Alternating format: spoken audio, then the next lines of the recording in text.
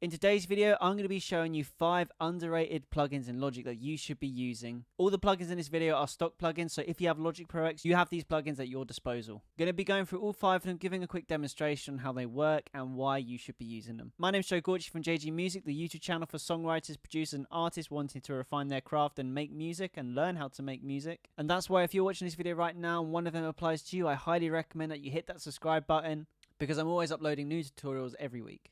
But yes guys, let's get into the video. First plugin I want to talk about is something called Sample Delay. This is a plugin that you will find in your delays under Sample Delay. You can have it in stereo or dual mono. I have it in stereo as the output track right now that I'm going to be playing the song through is in stereo. Now the reason why this plugin is such an underdog when it comes to your mixing is this can literally split a signal left and right and also perform double tracking without the need for you to record another track. To explain a bit more, Sample Delay is very easy to use. You have a delay left and a delay right. Now if you set the delay to whatever the milliseconds is this time, that is going to delay the signal to the left hand side of your mix, but at the right it's going to go out at the right time. Now what this creates is a stereo spread effect. Because your ear is hearing the right first and the left, it tricks your brain into thinking that you're hearing the same signal both sides of the mix. Now if you put this delay an absolute minuscule amount, you won't be able to tell the difference between which one came first, meaning you would have turned one audio signal which was originally down the middle and spread it out to the sides, theoretically doubling the audio file and creating that double tracking effect. So here is an audio file.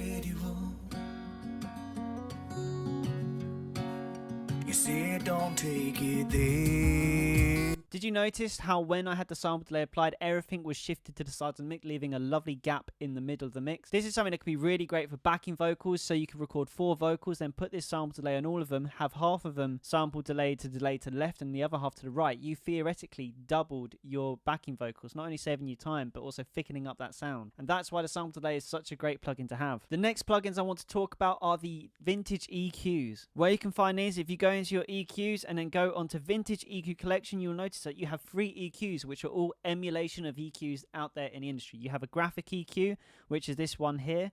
You have a tube EQ, which is this one, and you also have the console EQ. Now all of these EQs, because they're model of analog EQs, they all give their own color to a mix while also providing the service of the EQ that you need it for. For example, the vintage console EQ is based off of a Neve console. This tube EQ is great because it can create a lot of low-end saturation, add a lot of warmth and drive to a mix, while the graphic EQ gives you a lot more of a traditional outboard EQ feel. I highly recommend out of the 3 that these 2 are the ones you should be using, and I'm just going to quickly apply these to this track here again, and you can sort of see what happens.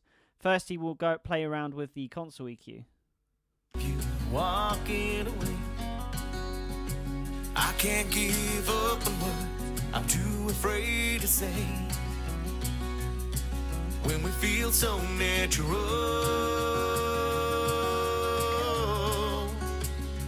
if it's a choice of this or nothing there at all, I'll be gradual. You said don't take it there. Awkward conversation is how we do us. And now the tube EQ, which we're going to try and add a bit of a warm boost to the mix. Too afraid to say when we feel so natural. If it's a choice of this or nothing there at all, I'll be gradual. You said don't take it there. Awkward conversation is how we do us. I don't really care. Don't know what it is, but I think I like you. Now, don't get me wrong, that is not really how you want to go about EQing, it's just turning everything up. But what the point I'm trying to prove from doing that is you're not just turning up frequencies and exposing a lot of frequencies you don't really want. You're also getting that color or that saturation, what you want to call it, from the EQs as well, which means you can start to get a lot more of an analog feel to your productions, and just adding that warmth in there can make a massive difference. But they're really cool to use, and I highly encourage that you experiment with them. Next thing we're going on to is compressors. Yes, I said compressors plural. You may or may not have noticed that Logic actually has 7 compressors, which are all emulation of outboard analog compressors which have existed in the industry for decades. The one that you probably recognize the most, which I'm pulling up now, is the Platinum Digital Compressor. This is a really good compressor in itself because it's so clean. But what you may not have known is you flick between these up here, these are actually all different compressors with their own unique color or saturation, all modeled off different compressors. Now the classic VCA, the Studio FET give you a nice warm saturated mix along with the Studio VCA as well, while you've got your vintage VCA and vintage FET, which I always find bring you so much clarity to your mix more in the high end, but also have a really nice color to them, which is not only bright, but they're really good compressors to liven up a mix. And then you got the vintage Opto as well,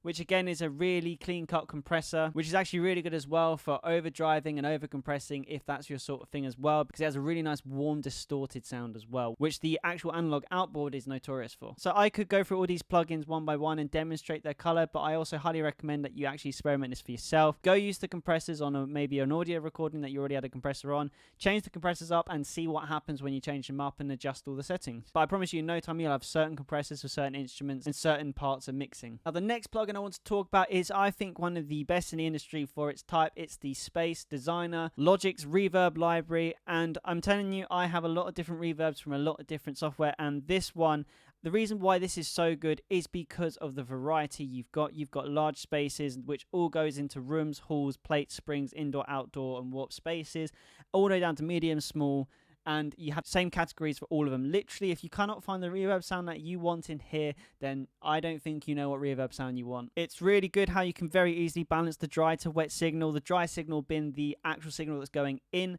to the reverb, which will be coming out again, mixed in with the wet signal. This is the total volume of the reverb, which is coming out of this plugin.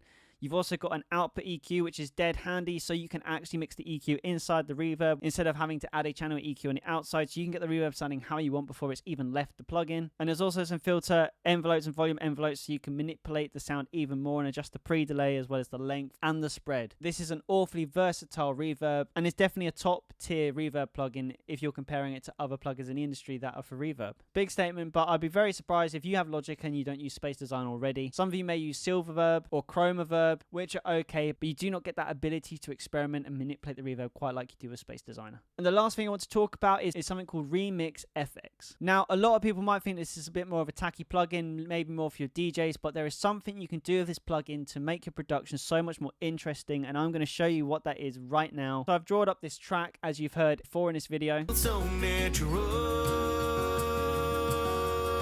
now, the remix effects is actually a great way to create transitions from sections in the song, and I'm going to show you using a little bit of automation how you can achieve this. Now, for this to be able to work, we're going to have to change from red to touch on the audio track because we're going to be adjusting this in real time. Now, this is what the remix FX looks like. We're just going to be focusing on this part here because we're going to make a very interesting transition with this. So if we just skip to a part of the song, I'll be great, you won't. So maybe we want this to sound more interesting. This doesn't really work on the vocals much, but if you just focus on the instrumental here, this is what the outcome is. It's a choice of this, so nothing there at all. I'll be great, you won't.